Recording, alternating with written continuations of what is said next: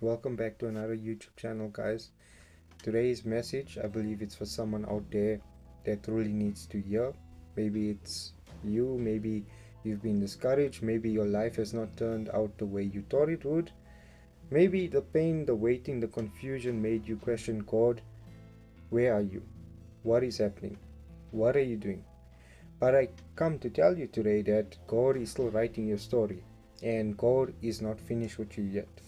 Now let's begin with a powerful promise that God says in Philippians 1 verse 6, which says, being confident of these very things, that he who began a good work in you will carry it out into completion until the day of Jesus Christ. Now, you see, the moment you gave your heart to Christ, God picked up the pen and he began to write a beautiful, divine, redemptive story with your life. And he doesn't do anything halfway. What he starts, he finishes. And the chapters of your life may include pain, heartbreak, loss, failure, but those are the chapters that are not the whole story. The enemy wants to convince you that your story is over, that you've messed up too bad, that God doesn't acknowledge you, but he says that I'm not finished with you yet. Think of Joseph. He was betrayed by his own brothers, thrown into the pit, sold into slavery, falsely accused, and thrown into prison. But if you look at any moment of that isolation, you will have said that his story is over. But the final chapters reveal that God was orchestrating every single detail to evaluate Joseph to a position where he could save many lives. Now, God was writing his story, and even when Joseph couldn't see it. Now, pain is part of the process. You might be in a season where nothing makes sense, doors are closing, people are leaving, prayers may seem unanswered, but I can tell you something, that God is doing more in the silence than you think. If we look at Romans 8 verse 28, it reminds us that, and all we know that in all things God works for the good of those who love him and who are called according to his purpose. All things. Just that all things, the heartbreak, the delay, the loss, the rejection, even your own failures. God can use all of it for good and his glory. It's easy to trust God when everything's right. Let's be honest, but the real faith is trusting God when everything seems to be going wrong. In the book of Job, we look and we see a man who was lost. He lost everything, his family, his health, his wealth. And in the middle of his suffering, he declared in Job 13 verse 15, he declared that though he slay me, yet I will trust in him. Can you say that today? Can you trust in God despite of your pain? If you look at Psalms 56 verse 8, it says, God collects every tear. He sees you. He hasn't forgotten you. This is not the end. This is the preparation. Now, trusting the author. In Hebrews 12 verse 2, it says that fixing our eyes on Jesus, the author and finisher of our faith. Notice that Jesus is the author and the finisher. He is the author. Then he wrote in the beginning of the story that if he is the finisher, that means he already written the ending. You don't have to try to figure it all out. You don't have to write your own ending. You just have to keep turning the pages by faith.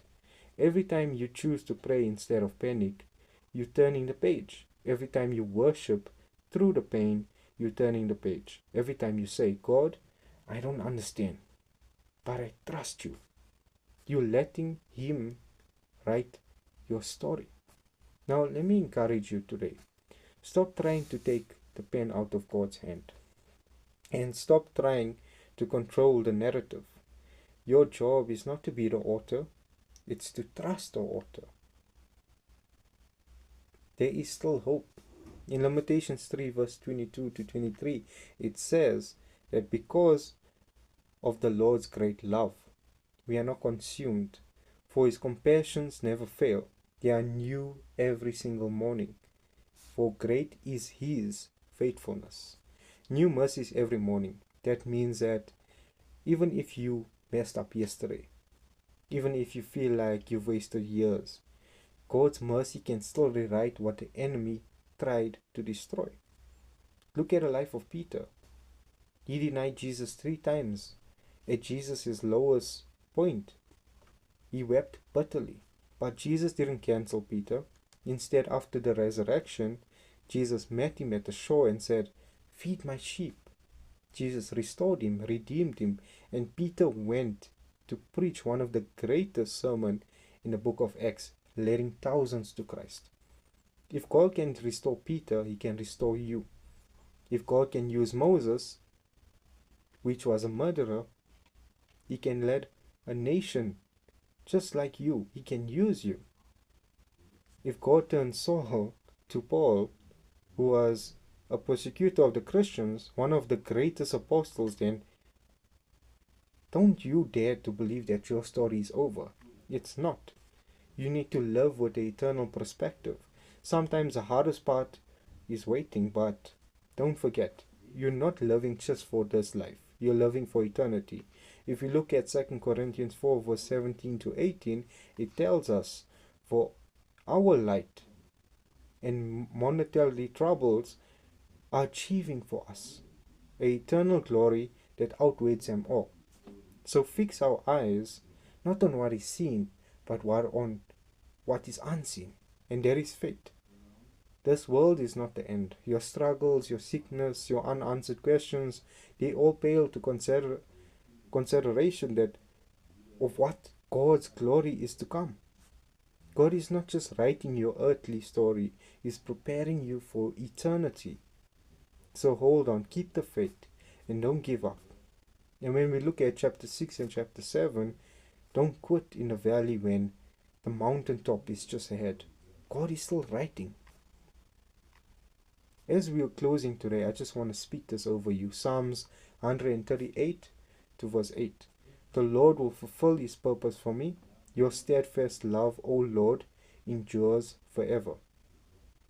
Let those words sink in your heart. The Lord will fulfill His purpose in you. Not might, not maybe, He will. Your story isn't over. You are not too far gone. You are not too broken, and you are not forgotten. You are not finished. God is still writing. So today, surrender the pen. Let go of the fear. Let go of the regret. Let go of the pressure to have it all figured out. And trust the one who sees the end from the beginning. Shalom. God is still writing your story. The best is yet to come. Bless you.